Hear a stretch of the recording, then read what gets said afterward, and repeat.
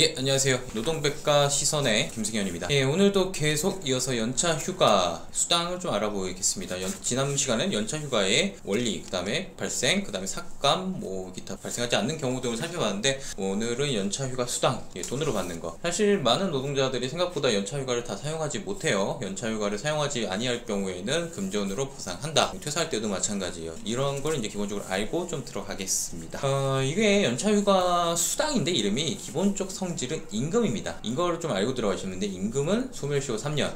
그러니까 청구권이 발생한 이후로 연차휴가 수당은 그 해의 연차가 사용할 권한이 종료하고 단 다음에 돈으로 나오는데, 그 청구권이 사라지고 나는데 3년이 걸린다, 이렇게 생각하면 되고요. 행사하지 못할 경우에는 시효로 소멸된다, 이렇게 말씀드리고, 제가 팁으로 말씀드리면은 노동부에 신고하신다고 소멸시효가 중단되지 않습니다. 그건 공소시효에 관한 얘기고, 소멸시효 중단시키기 위해서는 소송을 하시든 아니면 내용증명을 보내시든 아니면은 물론 문자도 되고 다 되는데 나중에 입증 문제가 결국 있으니까, 이렇게 말씀드리고, 지금 말씀드린 거 요지는 노동부에 진정 넣는다고 소멸시효 중단됩니다, 이렇게 말씀드리고, 연차휴가 수당을 포괄임금, 여러분 이런 케이스 많죠. 연차휴가 수당을 미리 사전에 임금에 쪼개서 주는 게 가능하냐, 좀 아이러니가 좀 이상하긴 해도 된다, 이게 법원의 이제 결론입니다. 다만 이제 연차휴가를 자유롭게 사용하지 못할 정도로 포괄임금제 묶어서 준다, 이건 안 된다, 라는 것이 이제 취지고요. 그러면 실제로 사용을 하게 되면은 포괄임금에서 또 빼야 되는 발생하겠죠.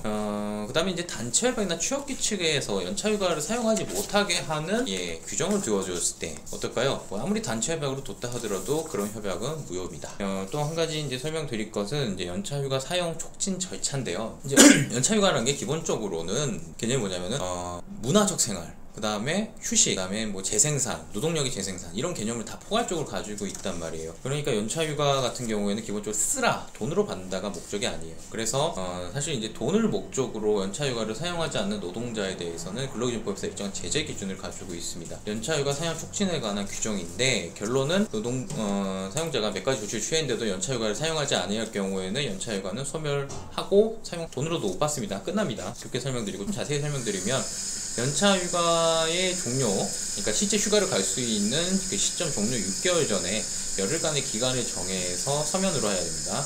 연차휴가 사용해라, 날짜를 나한테 적어내라 라고 촉진을 해야 되고, 그 다음으로선 2개월, 그래도 이제 연차휴가 내가 언제 쓰겠다고 안 그러면 2개월 전에는 날짜까지 지정해줘서 서면으로 줘야 돼요. 자, 그럼에도 불구하고 사용하지 않는다, 연차휴가도 없어지고 돈도 없어져요. 이게 좀 아이러니하죠. 근데 이제 특수한 사례를 한 가지만 프로 설명드리면, 단협으로 이 사용 촉진 제도를 막을 수가 있습니다. 그러니까 사용 촉진을 해도 연차휴가 수당이 사라지지 않게끔 단체협약으로, 노동조합이 있으면 참 괜찮죠. 이게 대법원 판례가 하나 있는데, 이러한 단체협약이 근로기준법 반에서 무효이다 라는 주장을 했는데 법원에서 받아들이지 않았습니다. 그렇게 설명드리고, 그 다음에 연차휴가 기간에 또 출근하는 경우가 꽤 있어요. 특히 대기업에서 맞는 일인데, 휴가는 내놓고 나와서 일을 하고 있어요. 자신의 이제 과업을 끝내야 되고 성과금 관련도 있어서 일인데, 법원에서 판결하기로는 업무 지시가 이루어졌고 실질적으로 연차휴가를 사용하지 않는 것으로 볼 수 있으면 연차휴가 사용한 것이 아니다, 이렇게 보고 있고요. 이게 좀 다른 것보다 노동자에게 좀 유리해요. 명시적으로 그 노무 제공 거부를 해야 돼요, 사용자가. 그러지 않고 그냥